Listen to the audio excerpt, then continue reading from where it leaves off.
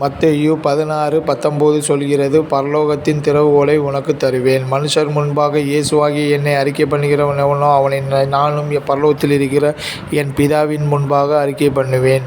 நீர் உமது பரிசுத்த வாசஸ்தலமாகிய பரலோகத்திலிருந்து நோக்கி பார்த்து உமது ஜனங்களாகிய இஸ்ரவேலையும் நீர் எங்கள் பிதாக்களுக்கு ஆணையிட்டபடியே எங்களுக்கே கொடுத்த பாலும் தேனும் ஓடுகிற தேசத்தையும் ஆசீர்வதியும் என்று சொல்வோமாக.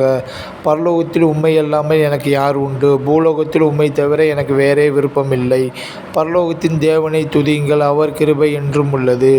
ஆவியில் எளிமையுள்ளவர்கள் பாக்கியவான்கள், பரலோக ராஜ்யம் அவர்களுடையது. நீதி நிமித்தம் துன்பப்படுகிறவர்கள் பாக்கியவான்கள், பரலோக ராஜ்யம் அவர்களுடையது. சந்தோஷப்பட்டு களிகூருங்கள், பரலோகத்தில் உங்கள் பலன் மிகுதியாய் இருக்கும். இவ்விதமாக மனுஷர் உங்கள் நற்கிரியைகளைக் கண்டு பரலோகத்தில் இருக்கிற உங்கள் பிதாவை மகிமைப்படுத்தும்படி உங்கள் வெளிச்சம் அவர்கள் முன்பாக பிரகாசிக்க கடவது.